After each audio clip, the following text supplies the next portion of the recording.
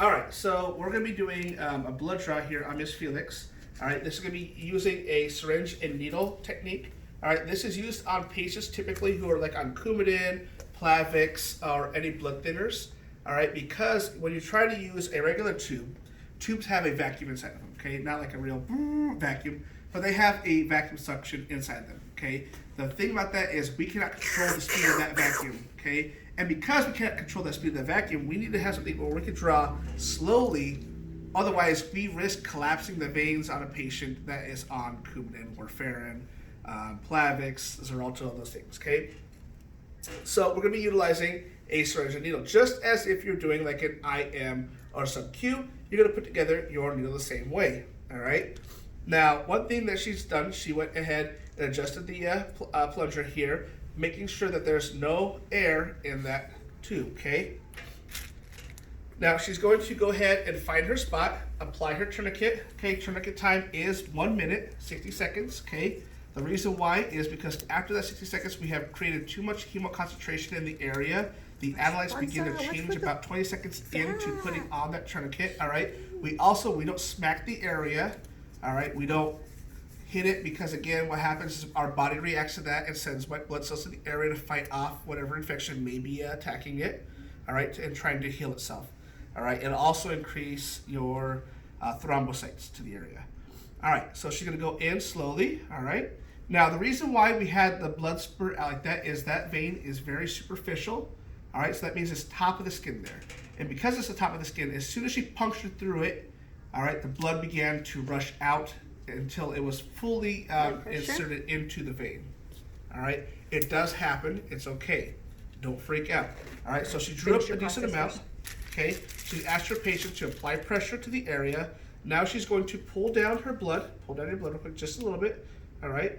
And she's going to place the needle into the sharps, making sure she takes it off, all right? Now she's gonna apply the transfer device onto the needle, screwing it down very, very well. All right, she's going to flip the needle upside down to make sure that we don't get air into the tube. We wanna get all the blood first before any air gets in. All right, she's gonna push it in. It is going on its own, going to suck the blood into the tube.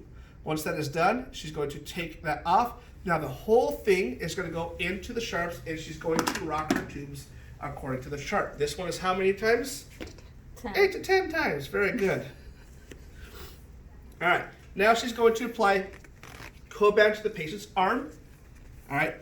Once she is done applying the Coban, she's going to make sure to inform the patient to keep it on for 15 minutes, no longer than an hour.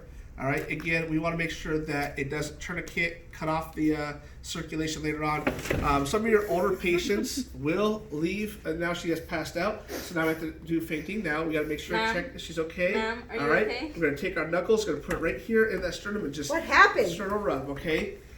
All right, now our patient's back up. Let's get her some juice, get her feet up in the air so that way she doesn't pass out on us again. All right, let's get her on a bed. All right, anywho.